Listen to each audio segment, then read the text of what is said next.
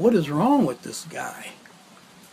All these signs on the door, and I stand with Israel. What is it with all these people about Israel? Well, I told Sam I was going to be coming by, so I'm going to go and talk to him. I've got some questions to ask him. How you doing? I'm fine. Is Samuel here? Yeah. Okay. My name's Mike. Your name's Mike? Yeah. My name's Mike, too. Glad to meet you. Nice to meet you.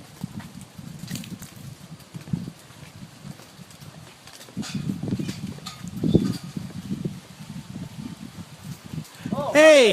how you doing? Yeah, I wanted to, I saw the door, and I hope you don't mind me stopping by, but there's some things I wanted to ask you. Oh, yeah. And if you've got time, I'd like to talk to you.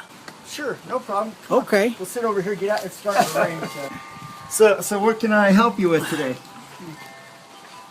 Well, I told you that I'm an avowed atheist, but I want to know about creation. That really, that was something I was really really thinking about the other day. How is this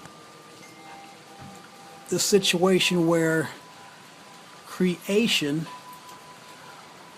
which I think, or evolution, sometimes I get the words mixed up, you That's know. okay. But how can evolution, which I believe is backed by science, how can that trump creation? Tell me about that. If you believe in evolution, then you believe that if you kill everything on this pin, every germ, every microbe, everything that's living, every living organism on this pin, and left it alone for millions of years, it would produce life. You have to believe that to believe in evolution. Okay? Now then, the next thing is that you also have to believe that, first off, okay, so say this pen can create light. So, okay, I'm going, all right, I'm trying to believe. So you believe that this pen can create life. Now then, once it creates life, it's so minuscule, it's so small you can't see it. It's that small. Now then what happens is, it doesn't create just one little form of life. It creates all these little amoebas, all these little things, and they're swimming around in what they call the primordial ooze. I'm just giving you a rundown. I'm sure this is what you've been taught about evolution. I'm not sure what your total knowledge of evolution is. So you got this primordial ooze is what they called it. And then what happened is that this primordial ooze is sitting there, and some heat source, possibly lightning, zapped it. And when that zapped it, that formed them together. That kind of got them all joined together into molecules. I'll be honest with you, it reminds me of when I was a kid. When I was younger, we were in Missouri. And I remember asking my mom and dad one time where I came from. I asked my mom where I came from. And she told me that lightning struck a cow pie, and there I was. For a long time, I didn't want to step on I didn't never want to step on a cow pie, but I never wanted anything to do with them because I wanted a little brother. Well, come to find out, of course, that's nonsense. But if you believe that something from the primordial ooze can be made into a living creature like us, even eventually, then you believe lightning can strike a cow pie and create life that way. And there's people that say that they don't believe in God, but they believe in evolution. It takes more faith to believe in evolution than it does in God. I have had people talk about this. Like I said, I was interested in it. So we have the Auroran Tugenesis, which is called the Millennium Man, and the fossils were found. They were found. It's about the size of a chimpanzee, which is kind of funny but I'll get to that. And its small teeth were that of a modern human with very thick enamel. It also differed in primates that it had a femur that showed signs of walking upright on 2 feet, that also were used for climbing trees, that showed signs of walking. In other words, it showed signs of, it didn't prove that it was walking upright. If you ever see, and this is what kills me, is that if you watch monkeys, at the zoo and that, how often do you see monkeys walking upright? Maybe not for very long, but don't they walk upright quite a bit? So see, that's the thing. And so there's another one. And here's the one I like the most. Well, I won't say the most, but I like this one. This is a Sahelanthropus, and I can't pronounce it, chidensis. Okay, only the skull has been recovered for this species. Only the skull, and it even admits so not much is shown. But here, this is evolution for you. This is not science, this is evolution. Science would throw this out the window. Based on the one skull that was found, it was determined that this creature walked upright on two legs. The position of the foramen magnum, the hole through the spinal cord which comes out of the skull, is more similar to that and other bipedal animals than an ape. The teeth in the skull were also more like a human's, especially canine teeth. The rest of the skull features were very ape-like with a sloping forehead and small brain cavity. So they found a skull. They're looking at the teeth. They're going, wow, I can take this skull, and if I turn the skull like this, and I put in the spine here, instead of turning the skull like this and putting in the spine here, by adjusting the skull a little bit and saying the spine went in at this angle here, then I can recreate the whole man. That's nuts, in my opinion. Okay, and then the next one that's really fun is Lucy. Lucy is the most complete skeleton that they've ever found. Okay, or that they have found to date. And there's Lucy.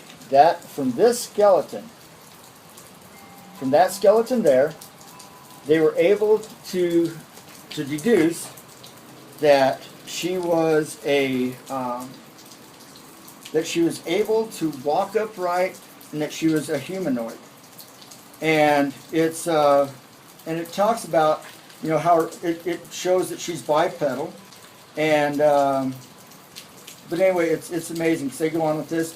Then it says but here's the catch, is that it says the entire structure has been remodeled to accommodate an upright stance and the evidence for convergent big toe, sacrifice, and so on and so forth. But to me, the key thing here is it says the entire structure has been remodeled so that to accommodate an upright stance. In other words, they took those bones and readjusted them so that they would fit in an upright stance. My point is, though, is that the way they try to prove evolution is by bits and pieces of bones and then saying, this is what they are. And they have yet to come up with a line of skeletons that all match up to come to the human body. What they have done is they, instead of having that line, they go ahead and they go, okay, we went from this stage to this stage with no interlink. That's not possible. It had to be a gradual evolution. It could not happen overnight.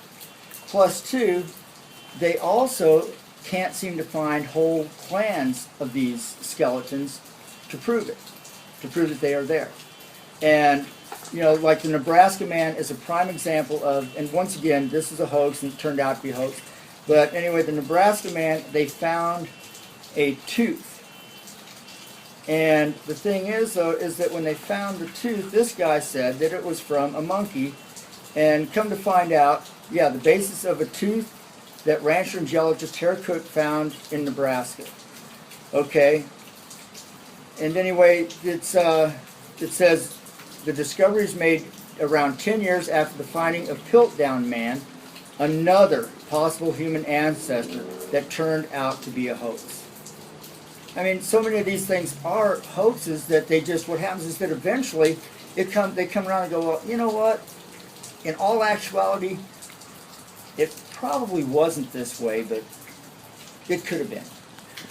Okay, now I'm not the brightest bulb in the chandelier, but to my knowledge, and correct me if I'm wrong, haven't there been more scientific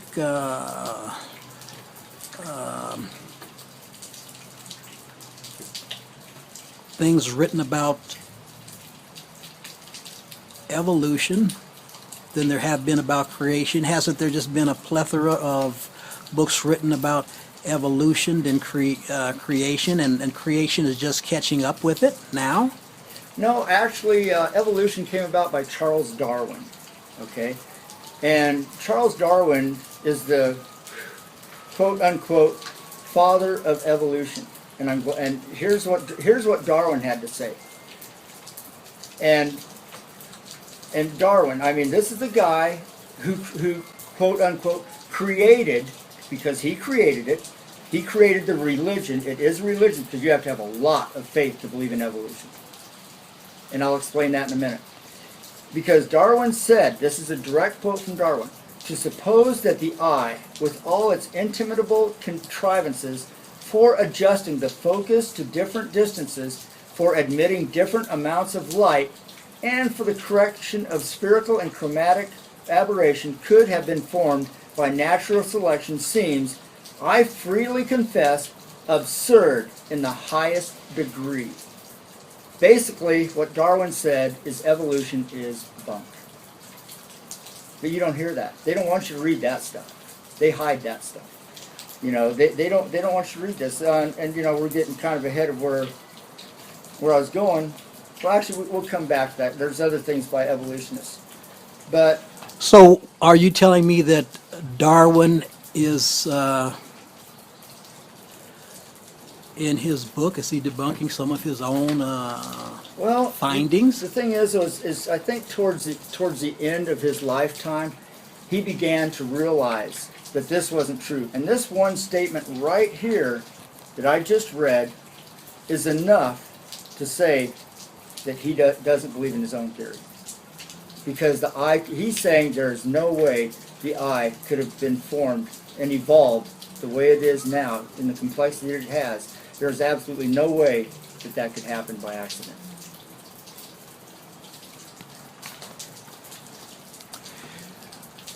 You know, as much as I believe what I believe, which is evolution, some of these things I find hard to believe too, from people like Charles Darwin. Who made the trees? Who made the mountains? Who made some of these, this beautiful Earth, this beautiful planet, even if there isn't life on other planets? So, you know, I wondered about that myself. Well, see, now, here's the thing. You were talking about when God created the world, the universe, and Earth, God paid special attention to the Earth because this was the home of us. And He loves us very, like I said before, He is a God of love.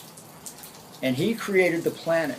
And science proved, it, to me, the Bible is so filled with scientific facts that weren't known until some of this stuff wasn't known until last century. And I'm only going to give you a few examples because there's 101, I think, examples of facts found in the scriptures. But anyway, Job wrote that he hangs the earth on nothing. In other words, Job speaks of earth being just hanging in space, which is we're actually held by gravity. And there's no way they could have known this at that time, because other sources declared the earth sat on the back of an elephant or turtle or was held up by Atlas. The Bible alone states what we know to be true. He hangs the earth on nothing. Also, to me, this is pretty incredible. And anyway, creation is made of particles indiscernible to our eyes. And that's from Hebrews 11:3. Not until the 19th century was it discovered that all visible matter consists of invisible elements. This is stated in the Bible. Okay, and this one is really interesting. And sanitation industry birth, Deuteronomy 23:12-13. Some 3,500 years ago, God commanded His people to have a place outside the camp where they could relieve themselves. They were to each carry a shovel so that they could dig a hole, a latrine, and cover their waste. Up until World War I, that would be the early 1900s, More soldiers died from disease than war because they did not isolate human waste. God knew 3,500 years ago. Okay? And the earth is a sphere. It's round. That's from Isaiah 40:22. And the earth was, for a long time, everyone thought that the earth was flat, and that wasn't debunked until when Columbus discovered America. So that would be late 1400s, 1500s, and the Bible knew this. This is Isaiah 40:22, where it talks about the earth being round.